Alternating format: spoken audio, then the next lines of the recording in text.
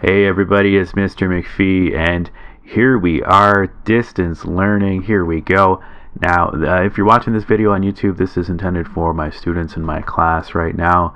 I will probably leave it open for others, though, if you want to get a look at the research, but some things in here will be specific for my class. So we'll get into it. Research, how to do research. There are all kinds of different ways to do research. Simplest way is, well, let's say you have a topic, so you've handed in a topic to me and you want to find out more about it. Well, what I would do, before we get all to this stuff, we'll start with our friends Google, and let's say I'm researching Napoleon. Emperor of France, and I just put Napoleon in there and just see, okay, Napoleon Bonaparte, statesman, and I could actually go to the Wikipedia and read a little bit about Napoleon. He's interesting. I wonder what he's hiding in there. Probably seen pictures of that. What I suggest you do is actually go to Google, go to Wikipedia. You're not going to use any of this stuff in your research because it's not scholarly. Anybody can really add or subtract to this. Some things might be wrong. But if you want just a general knowledge of who this person is or what this topic is, you want to do that before you get into the more scholarly research. Look at it like in mathematics. If I have something like, let's see, 23 times 45. 23 times 45, I could round that down to 20 and 50. 20 times 50 is roughly, 1,000? Yeah, I think that's about 1,000. So whatever my final answer is, it should be near 1,000. And that's the idea with estimation. We do that all the time in math. If I know that 20 times 50 is 1,000, if I do the original question and I get an answer that's like 500 million, I know I'm definitely wrong. That's the same idea using Wikipedia. You want to just glance through some of the stuff on this guy. Okay, Emperor of France, he basically rose to okay, that's cool. French Revolution. He was a great military leader. This is kind of neat, and there's actually links to other stuff going on as well. That's pretty cool. All right, so I read through this and just casually read through it. Take a few minutes. It might be a big, long article. There might be some links to other things. You want to know more about this person. I'm not going to necessarily write any of this stuff down yet, but I will be using this in a little while. Okay, so we've learned a little bit about Napoleon. I don't want to use any of this stuff, though. I want to use a more scholarly source. Fortunately, we have scholarly sources available, so we are going to go to the board website. I'm going to log into my site. I assume you know how to do this. If not, I can give you some tips on that, but I think most of us have logged into my site by now. And if I scroll down, I see the Learning Commons, and I'll get this website right here. This is kind of cool. Let's say I don't know how to find that. No problem. Let's use our friends at Google, and yeah, I've already got one cooking. There we go. Bishop Tonus Learning Commons. There you go. So this is the scene. This is the page you'll normally see in the school library, but this is just a page on the internet, and you can find this from somewhere else. So when we are researching, the first thing I recommend that you look at a source that has consistently been pretty good at giving us useful information for essays. We go to encyclopedias, and we're going to go to the Tree Britannica, and don't click on the tree. That's a noob move. It'll just take you to a picture of a tree. Yeah. I'm going to click on the link here. All right. Now, I am already logged in. It will likely prompt you for a username and password. Don't worry. I'll have all that on the LMS, and you'll be able to access this stuff from home. So it's all good. All right. So I want to search for Napoleon. There we go. Napoleon, Emperor of France. Oh, here we go. Napoleon, Emperor of France. But wait a minute. Who is that? Oh, see? Good thing I did this. This is Napoleon. He's the first. Napoleon the First. He's the dude who did all the stuff. This is just some guy who came after. I don't want him. No. Let's do, this guy. Napoleon, perfect. That's the dude. That's what I want. All right. See, that's why we do that quick Google Wikipedia thing, because I could have, if I didn't know, let's say this guy is for some reason he came up first. I'm doing all this research on this guy, and he has nothing to do with the topic I want to do. It's not Napoleon the Third, it's Napoleon the First. There we we go. We'll go back to Napoleon the First. All right. I'm just going to do a quick scan. Early life and education, revolutionary stuff. This is pretty neat. A lot of different pictures. Created all kinds of stuff. Probably way more information than I need, which is fine because I don't have to use all this stuff. And I'm just scanning disasters in Russia. Oh yeah, he went to... Let's attack Russia in the winter. What could go wrong? Yeah. All right, looks good. So I'm going to go to the very top, and before I really get going with this, I'm going to click on this little check mark. This is a great little check mark in Encyclopedia Britannica, and this tells me the MLA, or the Modern Languages Association, way to do the works cited, and that's what I'm going to do right here. I'm going to click on this. I've got a works cited page already spooled up, ready to go. I just opened up a Word Online file. Notice how I have a proper title. I don't just have, document 37 or something like that. For basically a week from now, I can go back to it and we're all good. So I'm just going to paste that information in there, and that's cool. It also has, hang on, I've already done this, but I want to show you something here that is kind of neat. When you cut and paste it into your Word file, it'll likely look like that, and we don't want it to look like this. We want the hanging indent. The reason why we want the hanging indent, we want all these other lines kind of pushed in a little bit, is so that this stuff here, it pops out a little bit to the reader. And in later grades and in university, when you could have a works cited page with 20 different things in it, you want your professor to very quickly, what are you doing? What are your sources? Who are your authors? What are your titles? And that's why we have that hanging indent. It's easier to read and understand what it is. We can do this with Word Online. All I have to do is right click on this and go to that paragraph function, and I can actually reduce the spacing to 0. Every time I press the enter key, it'll put 8 points of font, 8 points between it. We don't really want that, but what I can do here is change this to hanging. Do a nice hanging indent, and there we go. It's automatically done for me. Now I still want my works cited to be alphabetized according to the first part of it. So this Napoleon is first right now. This could end up, later on down at the bottom. So you may have to adjust things as you're doing your works cited, but this is one of my expectations. Do a proper works cited, and really just do it all at the beginning, so you don't have to worry about it after that. So we'll just get rid of that Wikipedia article. We got that. Oh yeah, and some sources don't have a citation generator. In that case, you may have to generate the citation on your own. It's okay, I'll have resources for that on the LMS as well. So don't worry. If you have to brute force it, it's basically author's last name, first name, title of the article, the publisher, where it was, the date, website, and when you accessed it. And that's it for most of them. So you just go through, and as you get those little bits of information, you just put them in.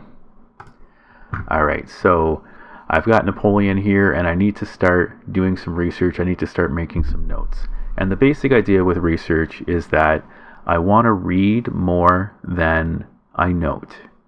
So if I make one note on this, I should have read 10 times as much as that, ideally. And likewise, I want to make a bunch more notes than I need for my essay. So I've made all kinds of notes in my research, and I'm only going to use the best of that when I do my essay. And the idea is we're whittling down more and more and more, and ultimately when I'm doing my essay, I just want the best. But for this stage, I'm going to read through it, and there are a few ways to do it. So number one, I've got a general research notes thing here. This was originally for Macbeth, but I'll have this posted for you guys as well, so don't worry, this will be on the LMS. Room for my full MLA citations up there. And my thesis, for grade 9, your thesis will be pretty simple. I will very likely give you the thesis. It's pretty much how is your historical person or event significant, important, fascinating, that kind of thing. And then for your subtopics, you'll just give me different reasons why they are. So my thesis would be, how Napoleon is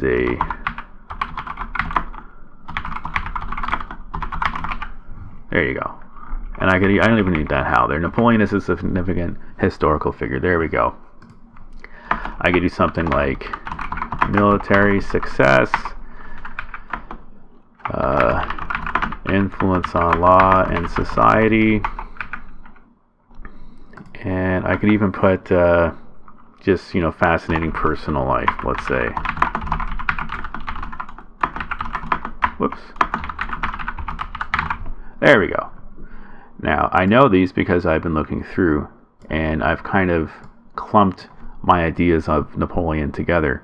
Your particular topic, you may not know any of these left. You might want to just, I'm not ready for that. You might just leave them blank for now, and then you just start making points. You just start putting your points in.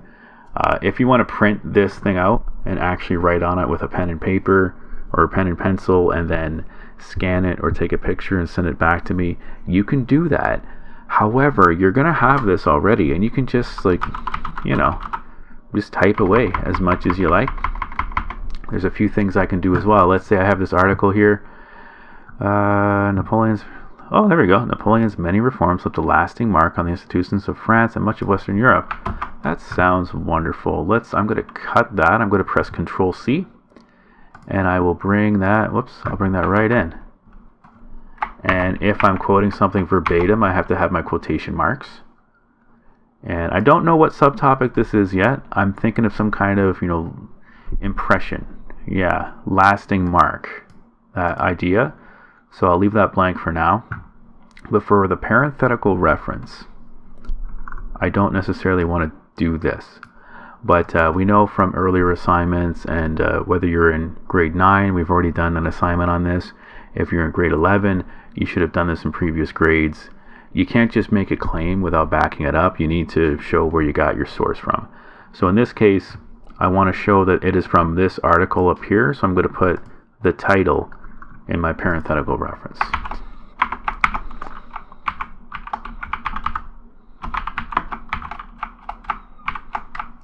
There we go. Whoops, I keep doing the wrong bracket.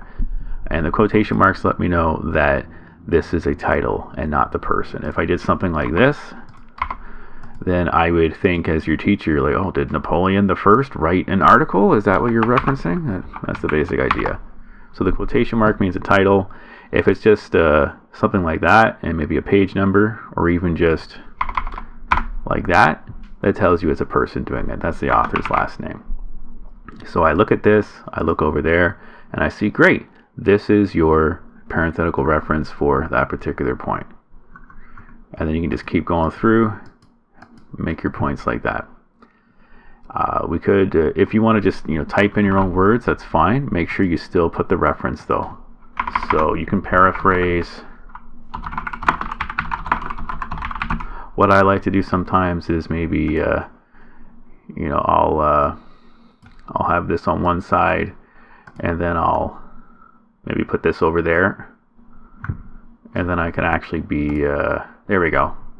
And I'm looking over here as I'm typing. If your screen is big enough to do that, then you can consider that. If your screen isn't big enough for that, no worries. It might be better to just grab little bits of it and then just, copy, and then paste it in. But make sure that we don't accidentally plagiarize, that we have our quotations and we have our reference as well right next to it. There we go. Napoleon the First. There we go. Now, let's say I find something else on Napoleon the First. Let's say, Napoleon the First, and it's from, I don't know, let's say history.com or something like that. Now, this is no longer a good parenthetical reference, because if I'm reading your essay and I see a Napoleon the First, okay, and I go up, wait a minute, there's two, dude, what's going on? If that's the case, then you have to give me a little bit more information. And you just do something like that, Napoleon the First Britannica. And that lets me know that this particular note here is from the Britannica one. And you might have another one, maybe history. And then I know, okay, that one's from history.com. Just makes it easier for your teacher to understand what's going on. So what I'm going to do now is I'm going to delete all these, because I'm actually going to post this article for you all. There we go. And you could potentially use this as well. And if you run out of room, then just, keep going. Keep going. It's all good. Even, subtopics. Maybe you want a fourth subtopics in particular grades. I don't recommend it, but you never know. Likewise, you might find that you're really not finding 3 effective subtopics. The first 2 subtopics, no problem. You found 2 great subtopics. All your information really seems to flow into these 2 particular topics, and you're really struggling with that third topic. If that's the case, send me an email. We can talk. We could potentially get you, maybe you will have 2 subtopics, but your 2 subtopics will be bigger. And the person who has 3 subtopics, their paragraphs will be a little bit smaller. We can discuss that as well. All right, let's clean this up a little bit. Let me just hang on. All right. Okay, a few other things I can do. I could potentially, let's see, 1D research. If you're watching this and you're one of my 3Us, then we will be doing Macbeth research as well, and you'll be following many of these steps, only we'll be, doing stuff on Macbeth. So let's see, 1D research, and I'm going to put in, where is that thing? There we go. I don't want to accidentally plagiarize. I always want to remember where things are coming from. Now I could, right here, I could potentially, and this is one way to do it, this is actually my preferred way of doing research. I basically get the entire thing.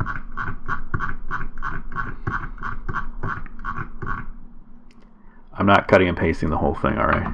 Well, I am, but I'm not using it all. There we go. Now you notice I have a ridiculous amount of stuff. Let's just clean that up a bit by making it all black. We'll get rid of all those other links. So here's the thing. Copyright wise, for scholarly purposes, for my own personal use and just making notes, copyright is pretty flexible for a student doing scholarly work, as long as you're not printing this off and making extra copies or selling it or anything like that. This is not for sale. I'm not making any money off of it, and when I'm done this, I'll delete it as well. You could potentially, let's see, Napoleon's many reforms. Let's say I want to make that a subtopic. I could cut and paste that into here, and I can do all of that. That's fine. Or I could use this lovely highlighter tool and just maybe make that yellow. And that particular subtopic is going to be yellow. Any kind of, he's influencing the culture and the politics of Europe and France particularly, I'll make that yellow. And maybe if we've got, let's see, tendency to see Napoleon a reincarnation. That's cool. Alright, so he kind of straddled different cultures, and some people are actually seeing him as like parts of different people. I'll say that just like, fascinating ideas. Let's make that cyan. We'll do that. And there's got to be, of course, military stuff as well. Okay, praising the transcendent merit of the young. So Napoleon early on was praised for his military stuff. There we go. And let's say I'll make that red, military success. You know what, that's kind of, might have to make that green. Hang on, we'll just make that, there we go, just so it's easier to read. And what I've done is I'm just going through the particular article, and instead of cutting and pasting, I'm just highlighting in particular colors what I want to do. Just make sure that you would have your colors clearly stated at the beginning. So maybe right here I have, let's see,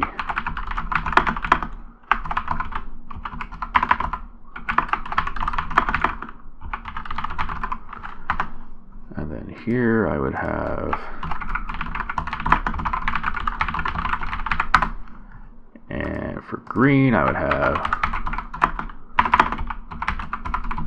perfect, there we go. So now if you were to hand this in to me as your note, you might not want to do the entire thing because that's very long. If you get a very, very long article like this, I would recommend cutting out parts of it and just doing this. I mean, this is 25 pages. There's no way Come on.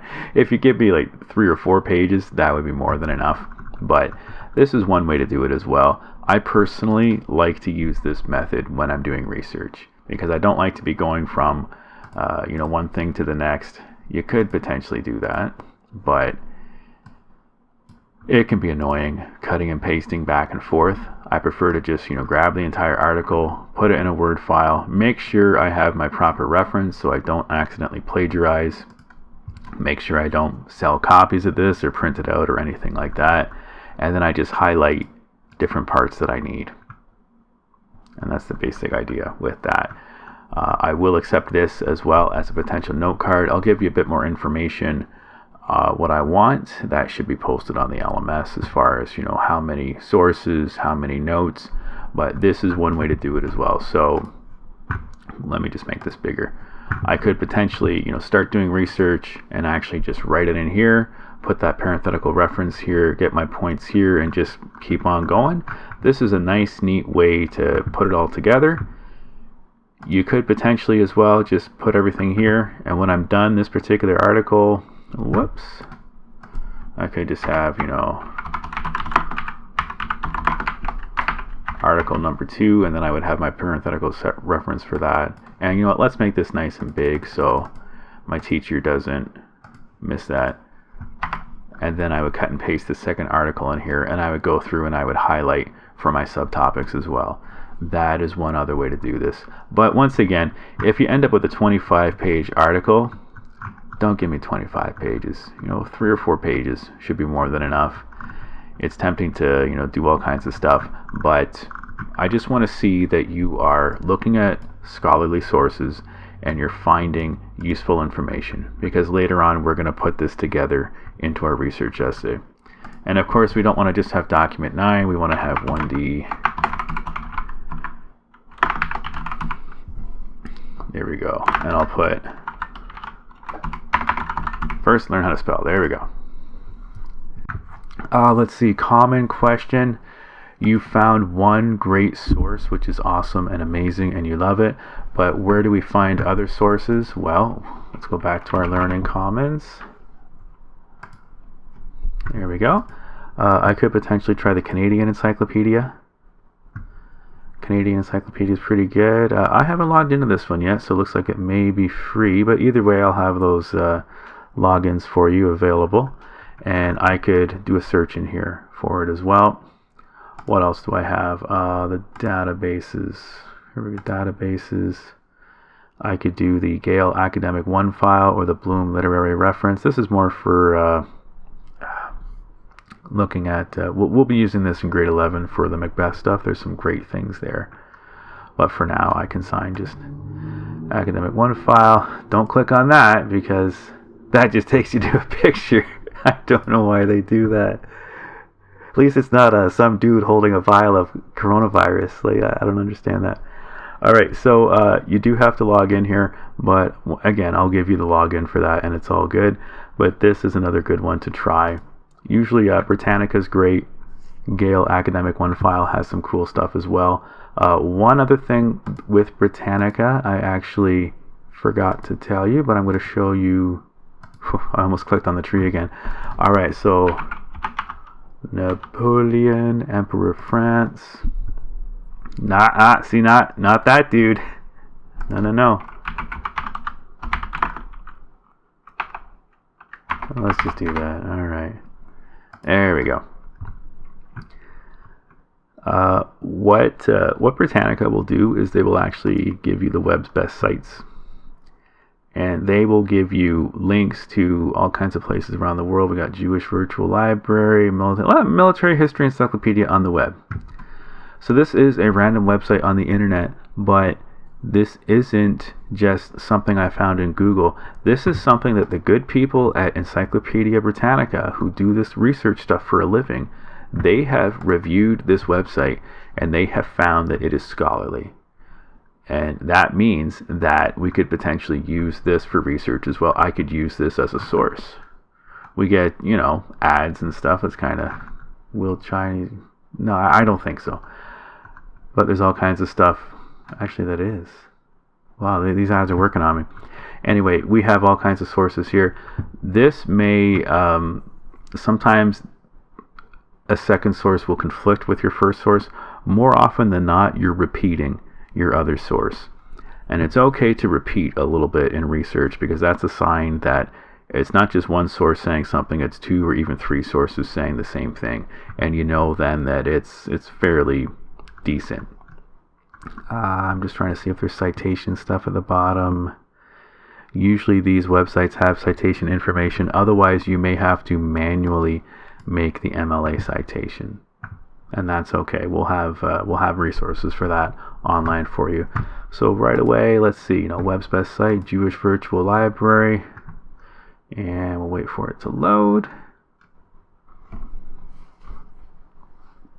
There we go. So theirs is mostly concerned with impact on ancient Israel, or sorry, old Israel. It's not ancient, it's only a couple hundred years ago. But there's still some useful information in there as well. Catholic Encyclopedia. Wonderful. This has more of a religious aspect, I'm sure, but still a lot of cool information in here. So I could potentially be done my research after these. I would have my 3 sources all from Britannica. So I would, look at Britannica, look at Gale Academic OneFile, definitely go to this stuff. Even here, like, I've got a bunch of articles. You could potentially do related articles, sources and ebooks. Like, a lot of this stuff is pretty heavy. Like, I don't think you want to look at the collective memoirs of Napoleon. That would be quite a bit to look at. But if you want to get deep in this stuff, you could. Maxims of Napoleon. There you go. You probably copied a lot of this from Sun Tzu, but hey, I'm not judgmental. This is cool stuff. Anyway, that about wraps this up. I don't want this to be too long, but when it comes to research, basically find some information, Google, Wikipedia, that's okay. The next step is really, I highly recommend Britannica. Get Britannica going. Have your works cited going. So as you find these particular sites, you can actually get it on there. This one here, let's say I don't have my citation information yet. Just for now, so I don't forget, I could put the website in there. That is not a proper MLA citation for a work cited. But if I'm running out of time and I want to, take a break and maybe go do something else and come back to this later, that's just for me to, as a placeholder, so I can click on that and I can find it later on. Basic idea. So get this going, and then either using this method by, writing in all my stuff, either paraphrasing or even cutting and pasting, or I could potentially do the highlight method where I use different colors of highlighter for my subtopics. I can start researching for that as well, and we'll get our research done. And the point should be decent. It shouldn't be like Napoleon was a size 4 weight. Like, no, we don't want stuff like that.